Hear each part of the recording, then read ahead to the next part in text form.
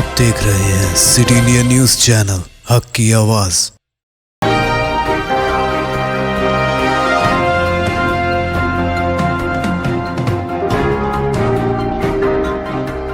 अस्सलामुअलैकुम, मैं हूं Sheikh Umar. City India News में आप तमाम का खैर मकदम है। आइए देखते हैं रियासती खबरें।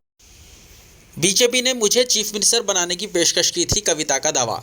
टीआरएस के एमएलसी के कविता ने सनसनी इंकशाफ करते हुए कहा कि बीजेपी ने उन्हें तेलंगाना में शिंदे मॉडल की तजवीज़ पेश की थी। जाफरानी जमात ने अपने दोस्तों और हमख्याल इदारों के जरिए वालिद चीफ मिनिस्टर केसीआर के खिलाफ बगावत पर चीफ मिनिस्टर बनाने का पेशकश किया था, जिसको ठुकराते हुए उन्होंने टीआरएस हुकूमत के खिलाफ साजिश तैयार करने वाली ताकतों के मुंह पर तमाचा रसीद किया।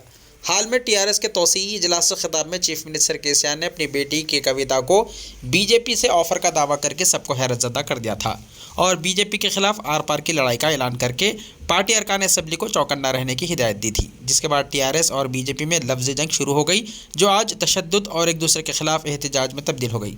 महाराष्ट्र में उद्धव ठाकरे की हुकूमत को इख्तिदार से बेदखल करने के लिए एकनाथ शिंदे को इस्तेमाल किया गया, जिन्होंने नाराज़ अरकान असम्बली के साथ चीफ मिनिस्टर उद्धव ठाकरे के खिलाफ बगावत की थी, जिसको शिंदे मॉडल करार दिया जा रहा है। के कविता ने वाज़ेह कर दिया कि बीजेपी ने चीफ मिनिस्टर केसीआर के अरकान ख़ानदान के जरिए शिंदे मॉडल पर अमल की नाकाम कोशिश की थी। कविता ने कहा कि वो शिंदे मॉडल के जाल में नहीं फंसी, उनकी पेशकश को वो मुस्तरद कर चुकी हैं। इसके बाद बीजेपी क्या करेगी इसको भी देख लिया जाएगा। हम सियासी ज़िंदगी गुजार रहे हैं और हमेशा आवाम के दरमियान रहकर हर सियासी हथकंडे का जवाब देंगे। कविता ने कहा कि तेलंगाना अवाम अपनी जमातों के साथ हरगिज़ दगाबाजी नहीं करते।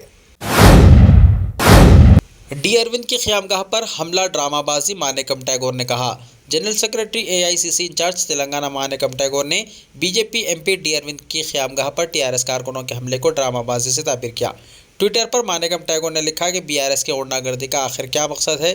जय शाह के बिजनेस पार्टनर डी अरविंद को आइंदा चंद दिनों में सीआरपीएफ की Z+ सिक्योरिटी हासिल होगी। चंद्रशेखर राव ने हमले के जरिए बीजेपी के रुकने पार्लियामेंट की मदद की है और उन्हें सिक्योरिटी हासिल हो जाएगी। चंद्रबाबू नायडू के दौरे करनूल के मौके पर सूरत हाल कशीदा। सदर तेलुगुदेशम एंड चंद्रबाबू नायडू के दौरे करनूल के मौके पर कल उस वक्त कशीदगी पैदा हो गई जब वाईएसआर कांग्रेस पार्टी के कारकुनों ने नायडू के खिलाफ नारेबाजी करते हुए काफिले को रोकने की कोशिश की। 3 अलहदा दारुल हुकूमतों का मुतालबा करते हुए वाईएसआर कांग्रेस पार्टी कारकुनों ने चंद्रबाबू नायडू के काफिले के रूबरू मुजाहरा किया और गो बैक के नारे लगाए। तेलुगुदेशम और वाईएसआर कांग्रेस कारकुनों के दरमियान झड़प हो गई और तेलुगुदेशम कारकुनों ने जगन मोहन रेड्डी के खिलाफ नारेबाजी की। दोनों कारकुनों के टकराव के दौरान पुलिस ने मदाखिलत की कोशिश की। सीएम डॉन डॉन के नारे लगाते हुए तेलुगुदेशम कारकुनों ने एहतजाजियों पर हमला की कोशिश की। इस मौके पर चंद्रबाबू नायडू वहां पहुंच गया और सूरत हाल मजीद कशीदा हो गई। पुलिस की जानिब से वाईएसआर कांग्रेस कारकुनों को गिरफ्तार न किए जाने पर चंद्रबाबू नायडू पुलिस पर बरस पड़े। उन्होंने कहा कि चीफ मिनिस्टर जगन रायलसीमा के धोखेबाज हैं। पुलिस में हिम्मत हो तो वो यूनिफॉर्म उतार कर आएँ और अगर पुलिस से मुमकिन नहीं तो हम खुद अपनी हिफाजत कर लेंगे। बेंगलुरु से हैदराबाद आने वाली कार हादसे का शिकार, वरंगल का जोड़ा हलाक, कमसिन बच्चे जख्मी। बेंगलुरु से हैदराबाद आने वाली कार हादसे का शिकार हो गई, जिसकी वजह से शौहर बीवी हलाक और उनके बच्चे जख्मी हो गए। यह हादसा आज रियासत आंध्र प्रदेश के ज़िले सत्यासाई में परुता देवरली पल्ली के पास उस वक्त पेश आया जब कार का टायर फट पड़ा। टायर के फटने के साथ ही गाड़ी बेकाबू होकर डिवाइडर से टकरा गई। इस हादसे में वरंगल के सॉफ्टवेयर इंजीनियर गोपीनाथ, उनकी बीवी रम्या की मौके पर ही मौत हो गई।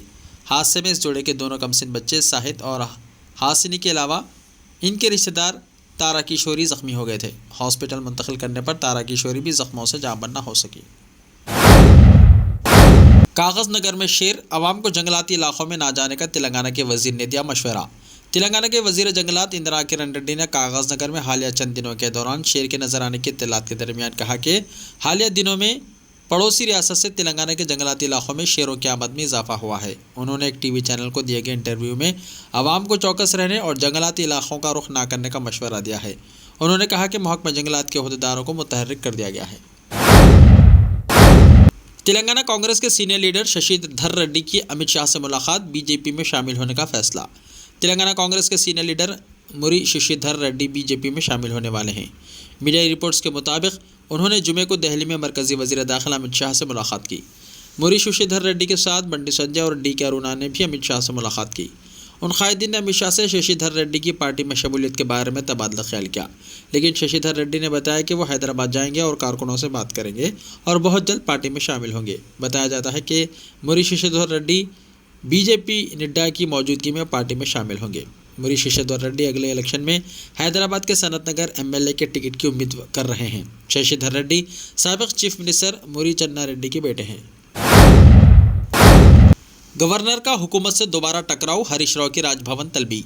राजभवन और प्रगति भवन के दरमियान जो दूरियां पैदा हुई हैं, इसमें दिन ब दिन मजीद इजाफा हो रहा है। तकरीबन 2 महीने से असेंबली में मंजूरा बिल्स को गवर्नर तमिलिसाई सविंदराराजन ने पेंडिंग रखा है। एक हफ्ता पहले वजीर तालीम सबीता इंदिरा रेड्डी को राजभवन तलब किया गया था। ताज़ा तौर पर राजभवन से रियासती वजीर सेहत टी हरीश राव को तलब किया गया है, जिससे सियासी हलकों में नई बहस छिड़ गई है। गवर्नर कोटा एमएलसी निशिष्ट के लिए पी कौशिक रेड्डी के नाम को गवर्नर ने मंजूरी नहीं दी थी। तब से राजभवन और प्रगति भवन में दूरियां पैदा हो गई। गवर्नर ने कई मरतबा बिलवास्ता हुकूमत को तनखीद का निशाना बनाया और मरकज़ी हुकूमत से प्रोटोकॉल पर अमल न करने की शिकायत की। इस मसले पर चीफ मिनिस्टर केसीआर ने खामोशी इख्तियार की है। ताहम वज़रा और टीआरएस के अवामी मुंतखब नुमाइंदों ने गवर्नर पर बीजेपी के आलाकार के तौर पर काम करने का इल्ज़ाम आयद किया है।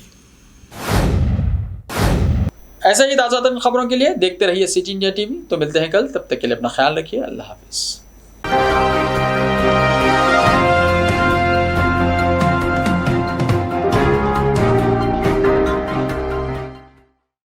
Are you looking to build your dream project, but construction costs and time are a big hurdle standing in your way? If yes, then you are at the right place, because Cosmolite AAC lightweight block is a game changer in the construction industry.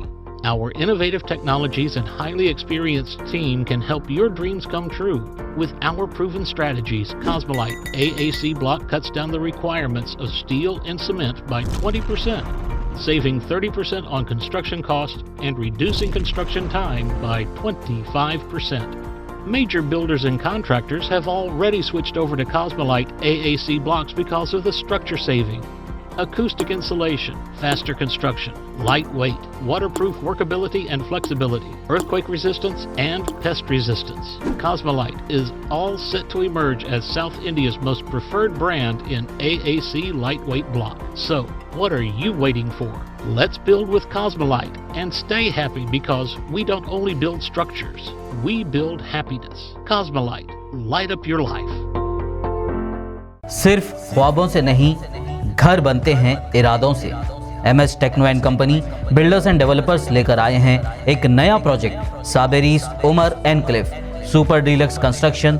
शाहों के शहर हैदराबाद में चार मीनार के दामन में सिर्फ 1 kilometre के फासले पर आजमपुरा फरहत नगर इलाके में। Booking start.